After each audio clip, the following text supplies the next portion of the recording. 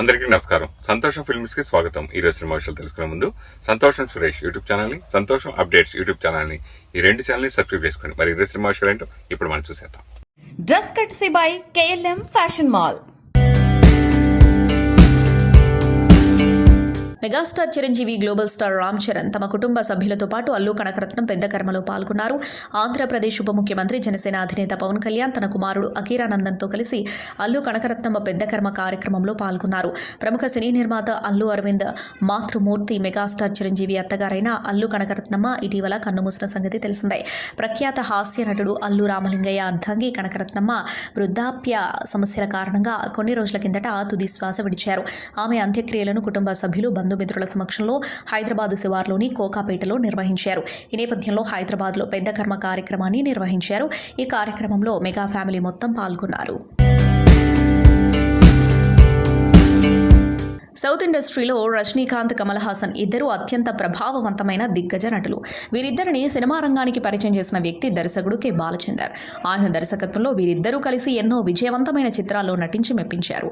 1985 వరకు వీరు కలిసి 15కి పైగా సినిమాల్లో నటించగా ఆ తర్వాత మాత్రం కలిసి నటించింది లేదు. వారి కాంబోలో సినిమా రాక దాదాపు 46 ఏళ్లయింది. ప్రస్తుతం కమల్ హాసన్ రాజకీయ రంగంలోనూ తన సత్తా చాటుతున్నారు. DMK పార్టీ మద్దతుతో రాజ్యసభ ఎంపీగా ఎంపికయ్యారు. సినిమాలు, రాజకీయాలు రెండింటినీ సమానంగా బ్యాలెన్స్ చేస్తున్న ఆయన ఈ వయసులోనూ చాలా దూకుడుగా వ్యవహరిస్తున్నారు. 2020లో రజనీకాంత్, కమల్ కలిసి లోకేష్ కనకరాజు దర్శకత్వంలో సినిమా చేయాలనే ప్లాన్ చేయగా అది కరోనా వలన ఆగింది. అయితే ఆ తర్వాత కమల్తో లోకేష్ విక్రమ్ అనే సినిమా తీసి పెద్ద హిట్ కొట్టారు. ఇక ఇటీవల రజనీకాంత్తో కూలీ తీశాడు లోకేష్. 1979లో వచ్చిన అల్లాయుద్దీన్ అద్భుత దీపం తర్వాత ఇద్దరు కలిసి నటించలేదు. 80 దశకం నుంచి స్టార్డమ్ అమాంతం పెరిగిపోయిన నేపథ్యంలో ఈ కాంబోని కలపడం ఎవరి వల్ల కాలేదు. లోకేష్ దర్శకత్వంలో వీరిద్దరూ కలిసి భారీ మల్టీ స్టారర్ ప్రాజెక్ట్ చేస్తారని ప్రచారం జరగగా దీనిపై క్లారిటీ లేదు. అయితే దుబాయ్లో జరిగిన సైమా అవార్డుల వేడుకల్లో కమల్ హాసన్ స్వయంగా ఈ ప్రాజెక్ట్ని అనౌన్స్ చేయడం విశేషం. ఇప్పటివరకు తమ మధ్య పోటీని జనం సృష్టించారు తప్ప రజనీతో నాకు ఎలాంటి విభేదాలు లేవు. త్వరలోనే ఇద్దరం చేతులు కలపబోతున్నామని అన్నారు. నిర్మాణ సంస్థ, దర్శకుడు లాంటి వివరాలేవి చెప్పలేదు. కానీ మాటలో కాన్ఫిడెన్స్ చూస్తుంటే అతి త్వరలోనే ఈ ప్రాజెక్ట్ సెట్స్ పైకి వెళ్లనుందని అర్థమవుతుంది. కేరళకు చెందిన ఓ నటికి ఆస్ట్రేలియాలో షాకింగ్ అనుభవం ఎదురైంది. ఓ ఈవెంట్ కోసం అక్కడికి వెళ్లిన ఆమెకు అక్కడి అధికారులు షాక్ ఇచ్చారు. మల్లెపూలు తీసుకెళ్లినందుకు భారీ ఫైన్ వేశారు. ఇంతకీ ఏం జరిగిందంటే, మలయాళీలకు ఓనం పండగ ఎంత ముఖ్యమో అందరికీ తెలిసిందే. ఈ సందర్భంగా ఆస్ట్రేలియాలోని Malayali association of Victoria Onam వేడుకలను నిర్వహించింది. కేరళకు చెందిన నటి నవ్య నాయర్ ఈ ఈవెంట్లో పాల్గొనేందుకు ఆస్ట్రేలియా వెళ్లారు.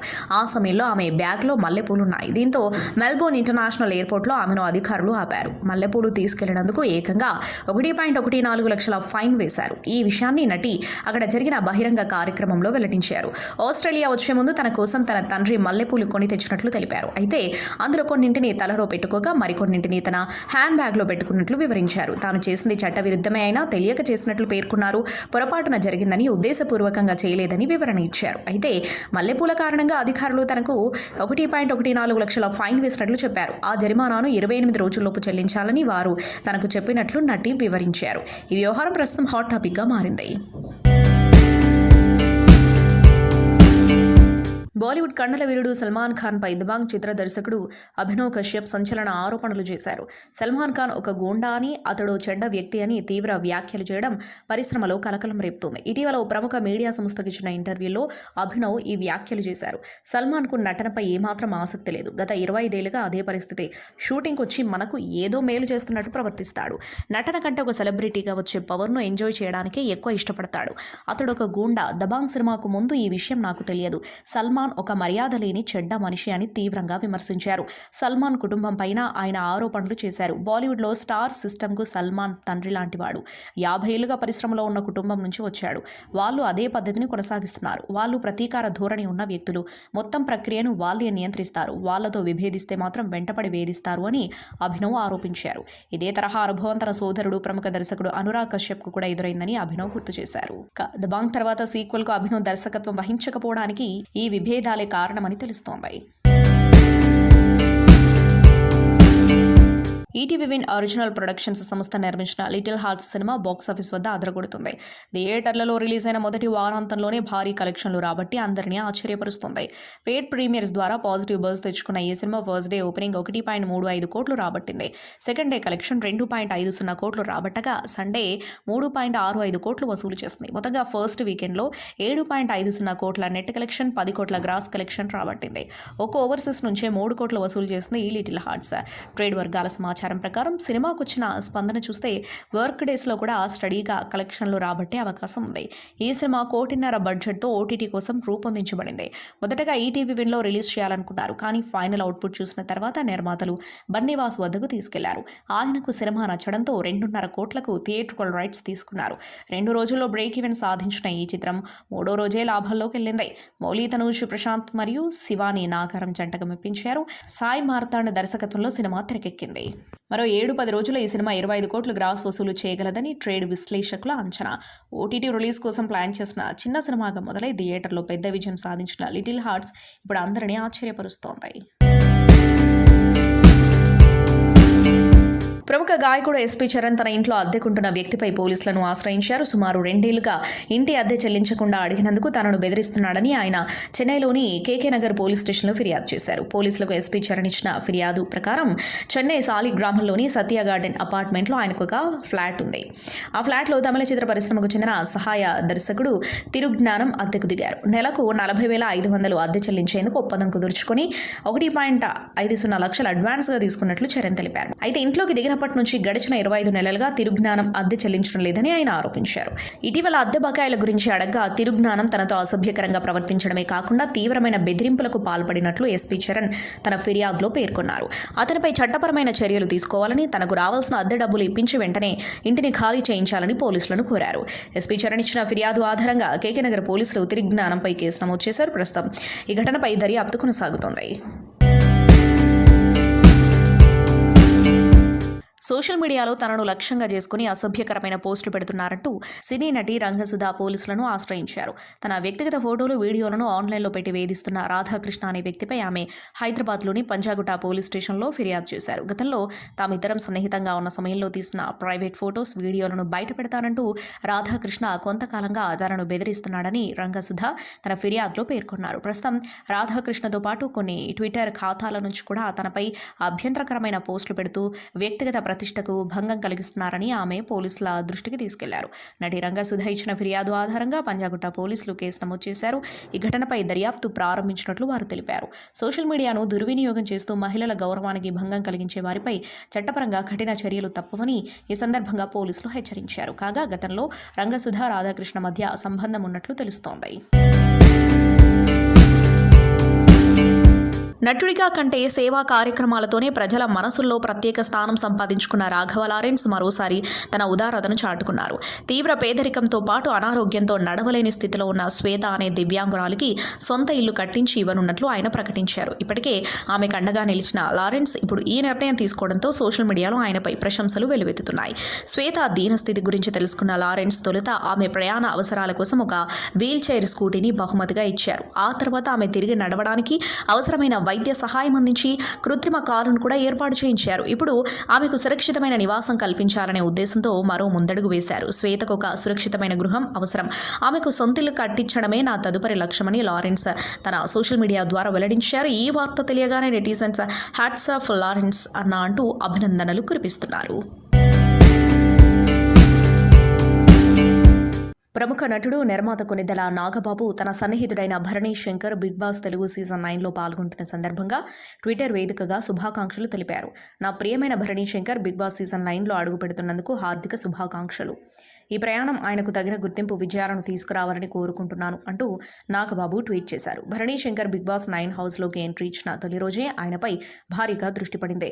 టీవీ ప్రేక్షకుల్లో ఆయనకున్న క్రేజ్తో పాటు నాగబాబు వంటి ప్రముఖుల మద్దతు కూడా ఆయన గేమ్కు ఊతమివ్వనున్నట్లు భావిస్తున్నారు. ఈ సందర్భంగా భరణికి మద్దతుగా అభిమానులు సోషల్ మీడియాలో ట్రెండ్స్ సృష్టిస్తున్నారు. మలయాళ ఇండస్ట్రీలో ఉన్న టాప్ టాలెంటెడ్ యాక్టర్లలో జాబితాలో ఫస్ట్ ప్లేస్లో ఉంటాడు బాసిల్ జోసెఫ్. తాను అరుదైన అవకాశాన్ని కోల్పోయానని ఆవేదన వ్యక్తం చేశాడు. ఇంతకీ ఏంటో అది అనుకుంటున్నారా? ఇటీవలే తొలి Malayalam female centric superhero film Lokah ప్రేక్షకుల ముందుకొచ్చి బాక్సాఫీస్ను షేక్ చేస్తున్న విషయం తెలిసిందే. కళ్యాణి ప్రియదర్శన్ లీడ్ రోల్లో నటించిన ఈ మూవీ వరల్డ్ వైడ్గా 200 కోట్ల క్లబ్లోకి ఎంటర్ అయ్యే దిశగా దూసుకెళ్తుంది. అయితే ఈ సినిమాలో నటించే అవకాశం మిస్ చేసుకున్నానన్నాడు బాసిల్ జోసెఫ్. ఓ చిట్చాట్లో బాసిల్ జోసెఫ్ మాట్లాడుతూ డైరెక్టర్ డొమినిక్ అరుణ్ తనకు ముఖ్యమైన పాత్రను ఆఫర్ చేశాడని, కథ కూడా వినిపించాడని చెప్పాడు. కానీ తాను వేరే కమిట్మెంట్స్ కారణంగా లోక సినిమాను ఒప్పుకోలేదన్నాడు. లోక చాప్టర్ 1లో తాను పెద్ద అవకాశాన్ని మిస్ చేసుకున్నానన్నాడు. అయితే డైరెక్టర్ డొమినిక్ అరుణ్ తనకు ఏ పాత్రను ఆఫర్ చేశాడు అనేది మాత్రం చెప్పలేదు Basil Joseph. Tollywood star actor Allu Arjun direct చేయబోతున్నట్లు వస్తున్న వార్తలను కొట్టిపారేశాడు బాసిల్ జోసెఫ్. తెలుగు ప్రేక్షకులకు థ్రిల్లింగ్ ఎక్స్పీరియన్స్ను అందిస్తూ ఓటీటీ వేదికగా ది 100 సినిమా సంచలనం సృష్టిస్తోంది. జూలై 11న థియేటర్లలో విడుదలై విమర్శకుల ప్రశంసలు అందుకున్న ఈ థ్రిల్లర్ అమెజాన్ ప్రైమ్ వీడియోలో నెంబర్ 1 ట్రెండింగ్ మూవీగా నిలిచింది. ఊహించలేని ట్విస్టులు, గమ్మత్తైన కథనంతో ప్రేక్షకులను మంత్రముగ్ధులను చేస్తున్న ఈ సినిమా ప్రేక్షకుల ఆదరణతో ఓటీటీలో దూసుకుపోతుంది. ఎనర్జిటిక్ హీరో రామ్ పోతినేని ప్రధాన పాత్రలో నటిస్తున్న తాజా చిత్రం ఆంధ్ర కింగ్ తాలూకా నుండి సెకండ్ లిరికల్ సాంగ్ విడుదలైంది. పప్పీ షేమ్ అంటూ సాగిన ఈ పాట తమాషా టోన్లో వినిపించే యూత్ఫుల్ లిరిక్స్తో పప్పీ బీట్స్ మాస హంగులతో అభిమానులను విపరీతంగా ఆకట్టుకుంటుంది. ఈ పాటలో రామ్ వేసిన ఎనర్జిటిక్ స్టెప్పులు, పాట మధ్యలో వచ్చే డైలాగ్స్ మరింత హైలైట్గా నిలుస్తున్నాయి. సంగీత దర్శకులు వివేక్ అండ్ మెర్వన్ సమర్పించిన మ్యూజిక్ ప్రేక్షకుల నుంచి పాజిటివ్ రెస్పాన్స్ వస్తుంది. ఇక్కడ విశేషం ఏంటంటే ఈ పాటను రామ్ పోతినేని స్వయంగా పాడారు. ఇది ఈ సినిమాలో ఆయన పాడిన రెండో సాంగ్ కావడం విశేషం. Tollywood star actor Pawan Kalyan back to back సినిమాలతో ఫుల్ బిజీగా ఉన్నాడని తెలిసిందే. వీటిలో most awaited project OG Sujeeth డైరెక్షన్లో పాన్ ఇండియా గ్యాంగ్స్టర్ డ్రామా నేపథ్యంలో తెరకెక్కుతుంది. ఈ చిత్రంలో ప్రియాంక అరుల్ మోహన్ ఫీమేల్ లీడ్ రోల్లో నటిస్తూ ఉండగా ఇమ్రాన్ హష్మి, అర్జున్ దాస్, ప్రకాష్ రాజ్, శామ్, శ్రేయారెడ్డి కీలక పాత్రలో నటిస్తున్నారు. ఓజీతో Bollywood actor Imran Hashmi Tollywood debut ఇస్తున్నాడు. ఈ మూవీకి తమన్ మ్యూజిక్ బ్యాక్గ్రౌండ్ స్కోర్ అందిస్తున్నాడు. కాగా తమన్ అదిరిపోయే అప్డేట్ అందించి అభిమానులను ఫుల్ ఖుషి చేస్తున్నాడు. తమన్తో పాటు 117 మంది మ్యూజిషియన్స్ ఓజీ కోసం లండన్లోని అబ్బే రోడ్ స్టూడియోలో బ్యాక్గ్రౌండ్ స్కోర్ రికార్డ్ చేస్తున్నారు. ఈ విషయాన్ని స్టూడియో ఫోటోను షేర్ చేస్తూ అందరితో పంచుకున్నాడు తమన్. పోస్ట్ ప్రొడక్షన్ పనులు జెట్ స్పీడ్లో కొనసాగుతున్నాయి. ఇప్పటి వరకు విడుదల చేసిన 2 పాటలను అభిమానులు ఫుల్ ఎంజాయ్ చేస్తున్నారు. మరోవైపు థర్డ్ సింగిల్ గురించి ఎక్సైటింగ్గా ఎదురు చూస్తున్నారు. త్వరలోనే దీనికి సంబంధించిన అప్డేట్ రానుంది. కాగా తొలిసారి తెలుగు ప్రేక్షకులను పలకరిస్తూ ఉండటం డివివి ఎంటర్టైన్మెంట్స్ పై డివి దానయ్య, కళ్యాణ్ దాసరి నిర్మిస్తున్నారు. ఓజీ సెప్టెంబర్ 25న ప్రపంచవ్యాప్తంగా గ్రాండ్గా తెలుగుతో పాటు పలు భారతీయ భాషల్లోనూ విడుదల కానుంది. గణేష్ నిమజ్జనం అనంతరం ముంబైలోని సముద్ర తీరాలు చెత్తతో నిండిపోవడం తెలిసిందే.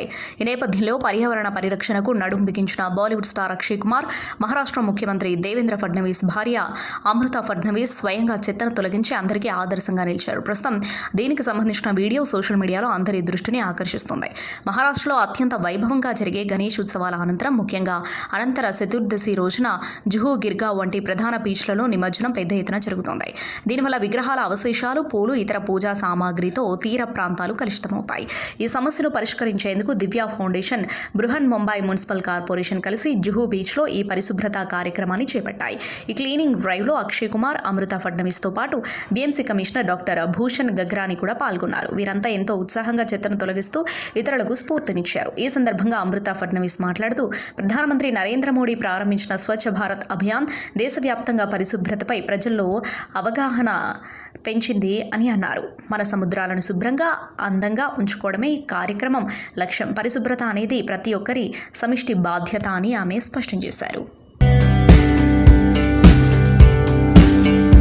బాలీవుడ్ బ్యూటీ అతిలోక సుందరి శ్రీదేవి కూతురు జాన్వీ కపూర్ బాలీవుడ్లో బిజీగా ఉంటూనే సౌత్ సినిమాలోనూ తన మార్క్ క్రియేట్ చేసేందుకు ప్రయత్నిస్తోంది. ఇప్పటికే ఎన్టీఆర్తో నటించిన దేవరా చిత్రంతో తెలుగు ప్రేక్షకుల్ని ఆకట్టుకున్న జాన్వీ త్వరలోనే రామ్ చరణ్ సరసన పెద్ది సినిమాతో పలకరించబోతుంది. ఈ సినిమాపై జాన్వీ చాలా హోప్స్ పెట్టుకుంది. ఈ సినిమాని బుచ్చిబాబు ప్రత్యేక శ్రద్ధతో తెరకెక్కిస్తూ ఉండగా ఇందులో జాన్వీ పాత్ర కూడా చాలా ఇంట్రెస్టింగ్గా ఉండనుందని అంటున్నారు. అయితే తాజాగా జాన్వీ గురించి బాలీవుడ్ ప్రముఖ నటుడు, ఆమె బాబాయ్ అయిన అనిల్ కపూర్ చేసిన వ్యాఖ్యలు ఇప్పుడు ఇండస్ట్రీలో మీడియాలో వైరల్గా మారాయి. సాధారణంగా స్టార్ హీరోయిన్ షూటింగ్ వస్తే రెమ్యునరేషన్ కాకుండా ఆమె ట్రావెలింగ్, హోటల్, ఫుడ్ ఖర్చులతో పాటు స్టాఫ్, తల్లి, మేనేజర్ల ఖర్చులు అన్ని నిర్మాతే భరిస్తారు. ఇది ఇండస్ట్రీలో ఓ సాధారణ నిబంధనగా మారిపోయింది. అయితే ఈ విషయంలో జాన్వీ కపూర్ మాత్రం భిన్నంగా ఉంటుందని అనిల్ కపూర్ వెల్లడించారు. జాన్వీ ఎక్కడికైనా షూటింగ్కి వెళ్లాల్సి వచ్చినప్పుడు ఫ్లైట్ టికెట్స్ తనవే, స్టాఫ్ కావచ్చు, సహాయకులు కావచ్చు, ఎవరైనా ఆమెతో వస్తే వాళ్ళ ఖర్చులు కూడా జాన్వీనే భరిస్తుంది. నిర్మాతలపై ఎలాంటి అదనపు భారం మోపదు. ఆమె అంతా స్వయంగా చూసుకుంటుంది అని అన్నారు అనిల్ కపూర్. ఈ కామెంట్స్ చేసిన తర్వాత జాన్వీ కపూర్పై పరిశ్రమ వర్గాలు ప్రశంసలు కురిపిస్తున్నాయి. బసవతారకం క్యాన్సర్ ఆసుపత్రి ప్రతినిధులతో కలిసి నందమూరి బాలకృష్ణ ముంబై నేషనల్ స్టాక్ ఎక్స్చేంజ్ను సందర్శించారు. ఈ సందర్శన సందర్భంగా నేషనల్ స్టాక్ ఎక్స్చేంజ్ అధికారులు ఆయన గౌరవార్థం స్టాక్ ఎక్స్చేంజ్లోని గంటను మోగించే అవకాశం కల్పించారు. ఈ గర్వకారణమైన ఘట్టం స్టాక్ ఎక్స్చేంజ్ చరిత్రలో ఒక ముఖ్యమైన మైలురాయిగా నిలిచింది. నేషనల్ స్టాక్ ఎక్స్చేంజ్లో గంట మోగించిన మొట్టమొదటి దక్షిణ భారతీయ నటుడుగా బాలకృష్ణ విశిష్ట గౌరవాన్ని పొందారు. ఆయన ఈ కార్యక్రమంలో పాల్గొనడం ఒక ప్రముఖ నటుడు, ప్రజాప్రతినిధిగా ఆయన స్థాయికి లభించిన గుర్తింపుతో పాటు సినిమా, సేవా కార్యక్రమాలు, కార్పొరేట్ సంస్థలను జాతీయ స్థాయిలో కలిపే ఒక ప్రతిష్టాత్మక సందర్భంగా నిలిచింది.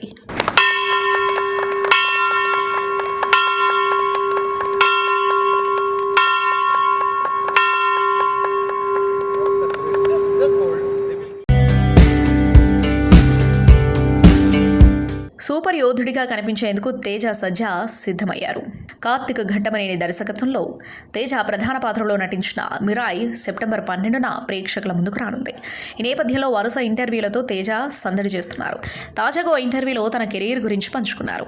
నేను చిన్నప్పుడు చాలా గొప్ప వ్యక్తుల మధ్య పెరిగాను. చిరంజీవి ఎప్పుడూ నన్ను సొంత పిల్లాడిలా చూసుకున్నారు. అందుకే ఆయనంటే నాకు అపారమైన గౌరవం. ఆయనకున్న టెన్షన్స్లోనూ సెట్లో ఉన్న వారి బాగోగులు చూస్తారు. హనుమాన్ చూశాక నాకు ఫోన్ చేసి సుమారు 20 నిమిషాలు మాట్లాడారు. భవిష్యత్తులో ఎలా ఉండాలో సలహాలు ఇచ్చారు. చూడాలని ఉంది సినిమా. చైల్డ్ ఆర్టిస్టుల కోసం 100 ఫోటోలు వచ్చాయి. వాటిలో నుంచి చిరంజీవి గారు నన్ను సెలెక్ట్ చేశారు. ఆ రోజు ఆయన నా ఫోటో సెలెక్ట్ చేసి ఉండకపోతే ఈ రోజు ఇక్కడ ఉండేవాడిని కాదు. అలా నా కెరీర్ ప్రారంభమైంది. మాకు సినీ నేపథ్యం లేకపోవడంతో పెద్దయ్యాక హీరో అవుతానంటే ఇంట్లో వాళ్ళు చాలా భయపడ్డారు.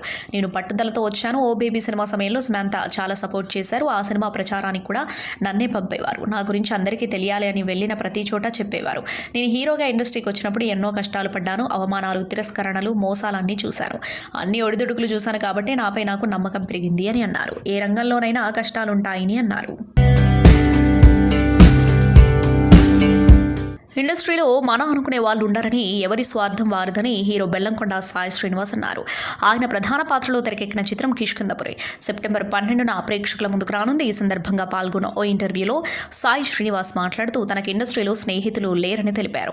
నేనున్నది ఉన్నట్లు మాట్లాడుతూ ఓపెన్గా ఉంటాను. మనసులో ఏదో పెట్టుకుని ఇలా మాట్లాడితే, యాటిట్యూడ్ చూపిస్తే అభిమానులు పెరుగుతారేమోనని ఎప్పుడూ లెక్కలు వేసుకుని మాట్లాడలేదు. భైరవం కంటే ముందు చాలా తక్కువగా మాట్లాడేవాడిని. ఈ మధ్య ఎక్కువగా మాట్లాడుతున్నాను. ఇండస్ట్రీకి వచ్చినప్పటి నుంచి ఒకేలా ఉన్నాను. మనసులో ఏదైనా ఉంటే నిద్ర రాదు. ఏవేవో ఆలోచనలు వస్తూ ఉంటాయి. అందుకే ఓపెన్గా ఉంటా. నేను ఎవరి విషయంలోనైనా బాధపడితే వాళ్లకు మొహం మీదే చెప్పేస్తాను. మీరన్న ఈ మాటకు నేను బాధపడ్డాను అని వాళ్ళతో చెప్పేస్తాను. నేను తప్పు చేసిన వెంటనే అంగీకరిస్తాను. ఇండస్ట్రీలో ఎవరి స్వార్థం వాళ్ళకు ఉంటుంది. మన అనే వాళ్ళు ఎవరు ఉండరు. ఇది ఒక సముద్రం లాంటిది. లోతు ఎంత అనేది దీనిలో దిగిన వాళ్లకు మాత్రమే తెలుస్తుంది. ఇండస్ట్రీలో కూడా ఫ్రెండ్స్ ఉండి ఉండొచ్చు, కానీ బయట ఉన్నంత స్వచ్ఛంగా ఇక్కడ ఉండరు. మనతో బాగుంటారు. మనం పక్కకు వెళ్ళగానే మన గురించి మరోలా మాట్లాడతారు.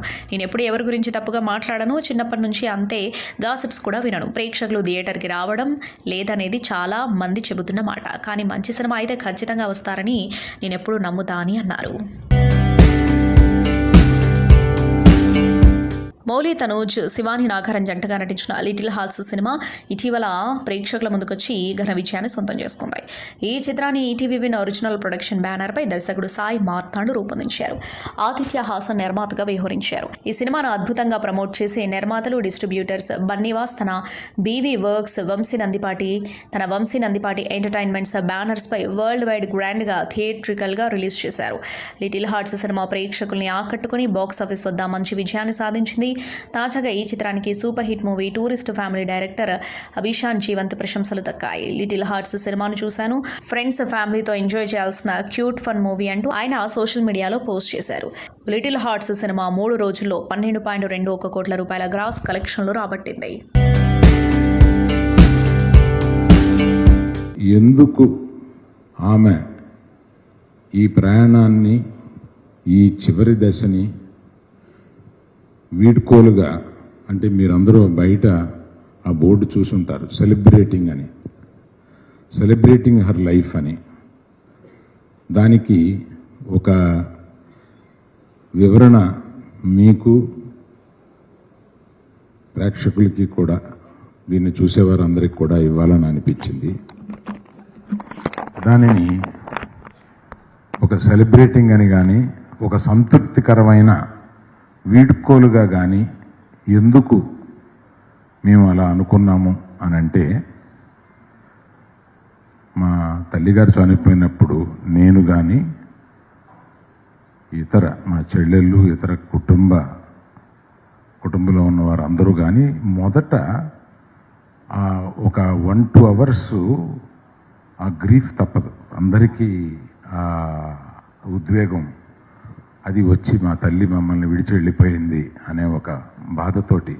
కానీ ఒక 2 గంటల తర్వాత మేమందరం మా తల్లి ఈ జర్నీని, ఈ వీడ్కోల్ని మనం అందరం సంతోషంగా ఆమెని సాగనంపాలి పైలోకాలకి అని మేమందరం అనుకున్నాం. దానికి కారణం ఏంటంటే, మనకి తెలిసిన వాళ్ళల్లో, మనకి తెలిసిన ఎవరైనా సరే తెలిసిన వాళ్ళల్లో ఇటువంటి జీవితం అనుభవించి ఒక సుదీర్ఘమైన 94 సంవత్సరాలు బ్రతికి ఆమె లెగసీ అనగా ఆమె జీవితంలో ఆమె జీవించింది ఒక 1000 చిత్రాలు పైగా నటించిన ఒక స్టాల్వర్ట్ ఆయన నటుడితోటి ఆమె జీవితం సాగించింది. ఆ తర్వాత ఆమె కన్నవారిలో నేను, నా గురించి అంతగా మీకు తెలుసు కనుక నేను చెప్పుకోక్కర్లేదు.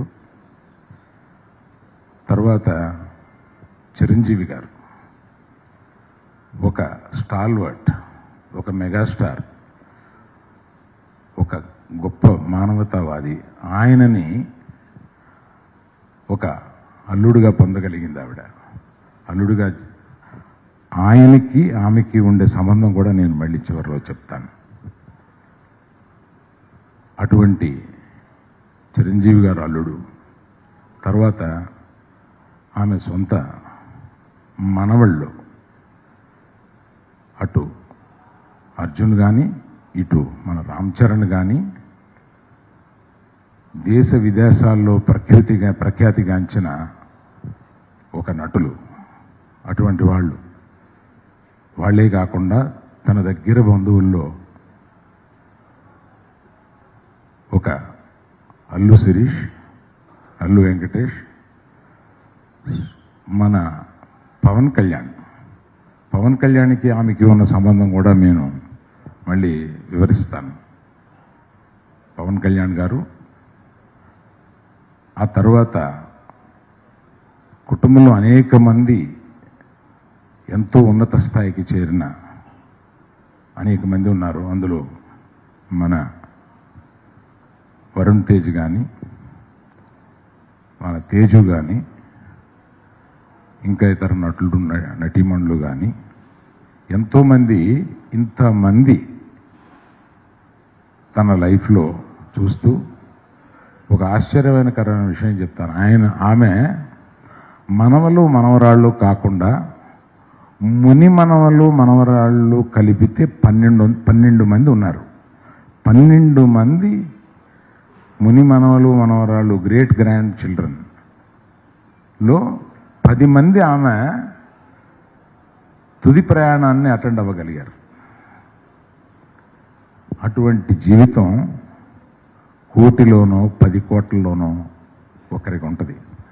అటువంటి ఆమె జీవితం సాగిస్తున్నప్పుడు, జీవితం ముగిస్తున్నప్పుడు ఆ ముగింపుని మనం అందరం దుఃఖభరితం కాకుండా ఆమె ప్రయాణాన్ని మనం, ఆమె మరణాన్ని అంగీకరించి ఆమె ప్రయాణాన్ని ప్రశంసించి ఆమెని ఒక సంతృప్తికరమైన వీడ్కోలుగా మనం చేయాలి అని మా కుటుంబ సభ్యులందరూ నిర్ణయించుకున్నారు. ఎందుకు ఆమెని సెలబ్రేట్ చేస్తున్నామో, ఆమె లైఫ్ని, ఆమె తుది ప్రయాణాన్ని అనేది మీకు చెప్పాలని అనిపించింది. అది కాకుండా 16 ఏళ్ల బాలిక పాలకొల్లులో రాట్నం ఉడుకుతుంటే అల్లు రామలింగి అనే యువకుడు ఆమెను చూశాడు. చూసి ఆమెను పెళ్లి చేసుకోవాలని వాళ్ళ తల్లిదండ్రుల దగ్గరికి పంపించి ఆమెను పెళ్లి చేసుకోవాలని అడిగిన సందర్భంతో స్టార్ట్ అయింది వాళ్ళది. ఆ ప్రయాణంలో మా నాన్నగారిని పెళ్లి చేసుకుని, ఆయన హార్డ్ కోర్ కమ్యూనిస్ట్, ఆయన అర్ధరాత్రి తన సహచర్యం తీసుకొచ్చి ఆమెను లేపి భోజనం పెట్టమంటే అర్ధరాత్రి వండి వాళ్ళందరికీ భోజనం పెట్టేది. ఆ తర్వాత మా అక్కగారు నవభారతి గారు పుట్టారు. ఆ తర్వాత నేను కడుపులో పుట్టగానే ఆయన కమ్యూనిస్ట్ జైలుకి వెళ్ళిపోయారు. కడలూరు జైల్లో 6 మాసాలు ఆయన్ని పెట్టారు. అంతకుముందే ఆయన స్వతంత్ర పోరాటంలో కొంతకాలం జైల్లో ఉన్నారు. ఆ తర్వాత కమ్యూనిస్టు, ఆ తర్వాత జైలు, ఆ తర్వాత అవన్నీ వదిలేసి ఆర్టిస్టుగా అవ్వాలని ప్రజానాట్య మండలితో ఆయన కొంతకాలం ప్రయాణం చేసి దాని ద్వారా సినిమాల్లోకి వచ్చి గరికపాటి రాజారావు గారు ఆయన్ని చూసి సినిమాల్లోకి తీసుకొచ్చి సినిమాల్లో పుట్టిల్లు అనే సినిమాల్లో ఆయన్ని జమున గారిని ప్రవేశపెట్టారు. అక్కడి నుంచి కొంతకాలం సినిమాలు 1-2 వచ్చినాయి కానీ రాలేదు. తర్వాత గడపటం కష్టమైంది. ఆ గడపటం కష్టమైన ఆ దినాల్లో మా అమ్మగారు ఎంత కష్టపడేవారో ఆ తర్వాత మాకు ఒక్కోసారి చెప్పినప్పుడు చాలా బాధగా ఉండేది. కానీ ఆ కష్టాలన్నీ ఆవిడ తట్టుకొని, ఆయన తట్టుకొని ఇక్కడ ఉండి నిలబడి మూగ మనసు సినిమా తర్వాత ఆయనకు ఒక చిన్న స్టార్డమ్ లాంటిది వచ్చి అక్కడి నుంచి ప్రయాణం సాగించారు. అటువంటి మా తల్లిగారు ఇటువంటి ప్రయాణం సాగించిన వారి చరిత్రని బ్రీఫ్గా మీకు చెబుదాం. ఎక్కువ కొంతకాలం తర్వాత నేను మొట్టమొదట నాకు పెళ్ళయిన తర్వాత 25 సంవత్సరాల పాటు నా భార్య, మా అమ్మ, నాన్న, మేము అందరం కలిసి ఉండేవాళ్ళం 10 సంవత్సరాల దాకా. ఆ తర్వాత అప్పుడు చాలా అన్యోన్యంగా ఉండేవాళ్ళు. మా అమ్మగారి దగ్గర కానీ మా కుటుంబ సభ్యుల దగ్గర కానీ ఆ సాన్నిహిత్యం గురించి నేను ఎక్కువ ఇక్కడ విడిగా చెప్పే సందర్భం కాదు కాబట్టి చెప్పటం లేదు. మా నిర్మల, నా భార్య, ఎంతో చక్కగా వాళ్ళిద్దరూ 25 సంవత్సరాల తర్వాత మీకు తెలిసిన పరిస్థితుల్లో ఇక్కడికి వచ్చేసాం, హైదరాబాద్, మద్రాసు నుంచి. మా నాన్నగారు రాలేదు.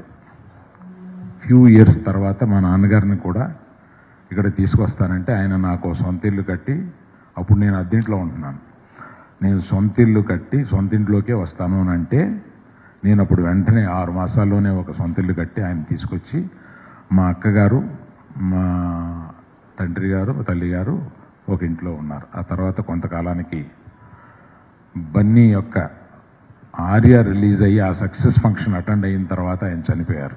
అంటే మనోడి సక్సెస్ కూడా చూసిన తర్వాత ఆయన చనిపోయారు. ఆయన చనిపోయిన తర్వాత మా అమ్మ, అక్క ఒంటరిగా ఉన్నారు. మా అమ్మగారు చాలా ఇండిపెండెంట్ మనిషి.